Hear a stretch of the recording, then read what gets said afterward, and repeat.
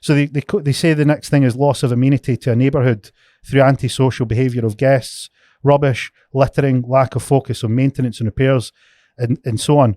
Now this is crazy. So as a property guy for a substantial number of years, let me tell you right here and right now, this isn't a short-term let thing. This is a people thing.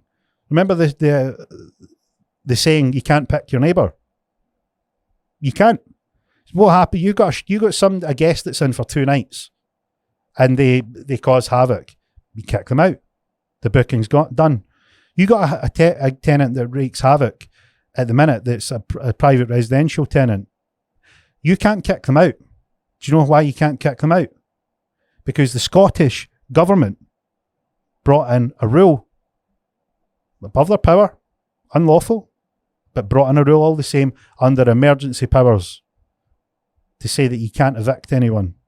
So you can have a complete nut job in your property, not paying rent, trashing the place, causing havoc to neighbours, littering, just cause a nuisance. And the government's rules, so you can't do anything about it. You're completely hamstrung as a landlord. They have caused havoc in the property sector.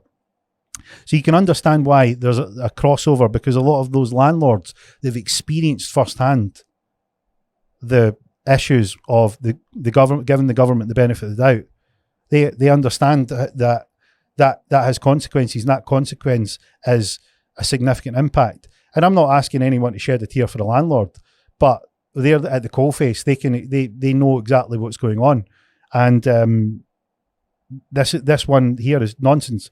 And more so because if you've got a property that's on Airbnb, you're more likely to have it in tip-top shape because you have guests, you're charging a higher rate, you've got people that are coming around, they're leaving you reviews.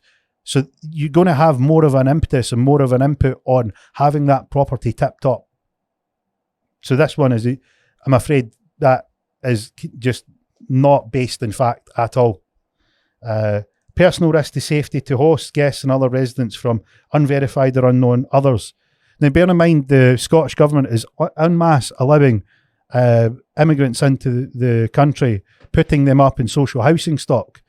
They haven't been vetted, haven't been checked, haven't been verified. They're bringing them in boatloads and putting them in social housing stock over native citizens. And they are suggesting that personal safety to others, the crime rate has significantly increased. People don't feel safe.